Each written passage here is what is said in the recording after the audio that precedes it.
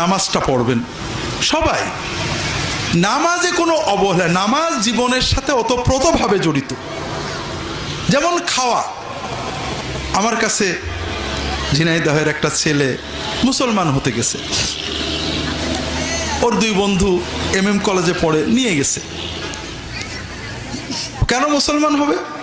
বলে স্যার আমার আব্বা মারা গেছে কয়েক মাস আগে, বেশ কিছু মাস আগে, তা আমাদের ধর্ম অনুযায়ী বাবাকে শ্মশানে নেওয়া হলো। বাবার নিচেই কাঠ, উপরে কাঠ,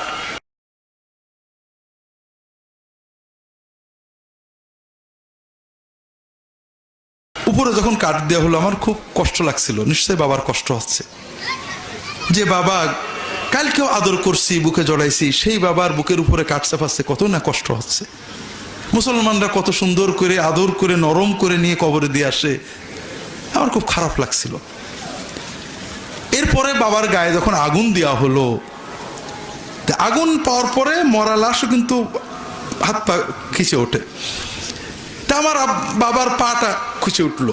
তখন কিছু লোক বলল গোবিন্দ লাফাচ্ছে বলে কাঠ নিয়ে বাড়ি মেরে বাবার পাটা ভেঙে দিল। তা আমি অসুস্থ হয়ে পড়লাম, যে মানুষ মারা গেছে তাই বলে এরকম অত্যাচার। তা আমি আমার গোসাইদেরকে দীর্ঘদিন জিজ্ঞাসা করলাম যে আমাদের ধর্মে কোথায় আছে লাশ পোড়াতে হবে? তাদের একই কথা যুগ যুগ ধরে করা হচ্ছে, কোনো ধর্মীয় গ্রন্থের উদ্ধৃতি দিতে পারে না। আমি বললাম যে মুসলমানদের বাবাটা মারা গেলে, দাদাটা মারা গেলে অন্তত জানে যেখানে কবর আছে, যে দাঁড়ায় থাকতে পারে, দোয়া করতে পারে। আমার বাবা মরে গেল, পানিতে তোমরা ছাইটা ফেলে দিলে, জীবনে তার কিছুই স্মৃতি থাকলো না, একটু পাশে যেয়ে দাঁড়াবো, এটা কোন কেতাবে তোমাদের আছে? কেউ বলতে পারে না।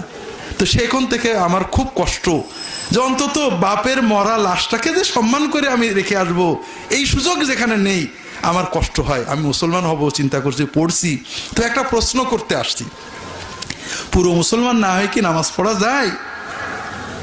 তাই বললাম যে বাবা তোমার প্রশ্নটা ঘুরতে হবে, নামাজ না পড়ে কি মুসলমান হওয়া যায়? কেউ যদি প্রশ্ন করে পুরো সুস্থ না হয়ে কি খাবার খাওয়া যায়, এরকম প্রশ্ন যদি কেউ করে, তাকে কি বলবেন? খাবার না খেয়ে সুস্থ হবেন কি করে? কাজে আমাদের অনেকে বলে মন ভালো হলে নামাজ পড়তে হবে। আরে বাবা, নামাজের মন ভালো হবে কি করে? কেউ বলে আমি এখন মারেফতে চলে গেছি, নামাজ লাগবে না। কেউ কে আছে বলে আমি এখন সুস্থ হয়ে গেছি, আর খাবো না, আছে নাকি? আপনি যখন থেকে খাওয়া বলতেন অসুস্থ হয়ে যাবেন তো। কাজেই আমাদের আত্মার খোরাক, রুহের খোরাক, ইমানের খোরাক নামাজ। আল্লাহর সাথে আমার ডাইরেক্ট সম্পর্ক। যা পারি, আমি পারি না পারি, কিচ্ছু পারি না, আমার মালিক আমাকে জানে যে আমি পারি না, আমি মালিকের সামনে দাঁড়াবো। কিচ্ছু জানি না, আমি এখন এই আজকে নিয়ত করলাম 1 ওয়াক্ত নামাজ ছাড়বো না। নামাজ সহজ, 10 মিনিটও লাগে না, 5 মিনিটও লাগে না। আমি আল্লাহর সামনে দাঁড়াবো, কিছু না পারলে চুপ করে দাঁড়িয়ে থাকবো, আল্লাহ আকবার বলবো, রুকু সেজদা করবো, ওতেই আমি নামাজের 16 আনা সওয়াব পেয়ে যাবো। পাশাপাশি শিখতে থাকবো। বিশেষ করে আমরা যারা বুড়ো হয়ে গেছি, শেখার সময় কম, যুবকদেরকে বলবো জীবন সামনে কঠিন, জীবন যাতে কত কঠিন আমরা দেখি। আল্লাহ রসুল সাল্লাল্লাহু আলাইহি ওয়াসাল্লাম একটা দোয়া আছে, আল্লাহুম্মা জাল খায়রা উমরি আখিরাহু ওয়া খায়রা আমালি খাওয়াতিমাহু ওয়া খায়রা আইয়ামি ইয়াউমা আলকাক।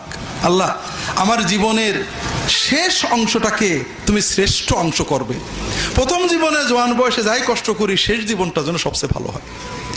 আল্লাহ, আমার সকল কর্মের শেষ অংশটা শ্রেষ্ঠ অংশ করবে, আর আমার জীবনের শ্রেষ্ঠ দিন করবে সেই দিন যেদিন তোমার সাথে আমার দেখা হবে। কারণ জীবনের প্রথম দিক যখন আমরা সুস্থ থাকি, সবল থাকে, শক্তি থাকে, এটা খুব সহজ, কষ্ট কম হয়, কষ্ট সহ্য করার শক্তি আমাদের থাকে। কিন্তু শেষ জীবনে দুর্বল হয়ে যাব, বৃদ্ধ হয়ে যাব, কখন কোন বিপদ আসে জানি না, ছেলে মেয়ে, স্ত্রী, সুস্থতা, অসুস্থতা, এই কঠিন জীবনে আল্লাহর রহমতের সাথে জুড়ে থাকতে, জীবনের শেষ মুহূর্ত পর্যন্ত জীবনটাকে আনন্দময় উপভোগ্য করতে, সেই অনন্ত জীবনে আল্লাহর রহমত নিয়ামত পেতে নামাজের কোনো বিকল্প নেই। যুবকদের বলবো নামাজটাকে প্রাণবন্ত করো, নামাজটাকে একটু সুন্দর করে আবেগ দিয়ে পড়ো। আমি সৌদি আরবে দেখছি অনেক যুবক আছে ইত্তি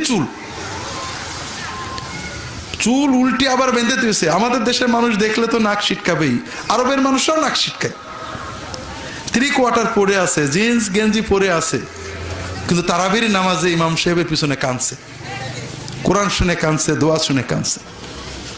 নামাজটাকে জীবন্ত করতে হবে। কিভাবে? নামাজের ভিতরে যেগুলো আমরা পড়ি এর অর্থগুলো শিখে নেবে। যা পড়বে অল্টারনেট করে পড়বে, একটু বুঝে বুঝে আল্লাহর সাথে মন দিয়ে কথা বলবে। জীবনে যা চাওয়ার দরকার হয় নামাজের সেজদায় আল্লাহর কাছে চাইবে। যত ব্যথা, যত বেদনা, যত চাওয়া আল্লাহর কাছে সেজদায় যেয়ে চাবে।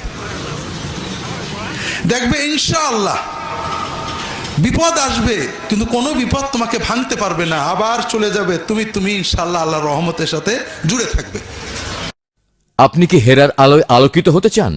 আপনি কি সুন্নাহর আলোকে জীবন গড়তে চান? প্রফেসর ডক্টর খন্দকার আব্দুল্লাহ জাহাঙ্গীর রচিত কোরআন সুন্নাহ ভিত্তিক জীবন ঘনিষ্ঠ বইগুলো পড়ুন, সুন্দর জীবন গড়ুন। ইসলামী আকীদা, হাদিসের নামে জালিয়াতি, ইহয়াউস সুনান, রাহে বেলায়েত সহ আরো অনেক বই। কোরআন সুন্নাহর সাথে থাকুন, জীবন বদলে যাবে। যোগাযোগ আর সুন্নাহ ট্রাস্ট 01715400640। নামাজের পরে হালাল খাওয়া, অন্যান্য ইবাদত তো আছে, হালালটা খেতে হবে। মানুষের ক্ষতি করা যাবে না, সাধ্যমতো মানুষের উপকার করতে হবে। সকল মুসলমানকে মহব্বত করতে হবে। সবসময় আল্লাহর জিকির করার চেষ্টা করতে হবে। নবীজির উপর সাল্লাল্লাহু আলাইহি ওয়াসাল্লামের উপর দরুদ পড়তে হবে। এগুলো সব সহজ সহজ কাজ। নিয়মিত কোরআন এবং হাদিস পড়ে দ্বীনের জ্ঞান বাড়াতে হবে। মানুষদেরকে আল্লাহর পথে দু একটা কথা সবসময় বলতে হবে। এই কাজগুলো প্রত্যেকেই আমরা করি।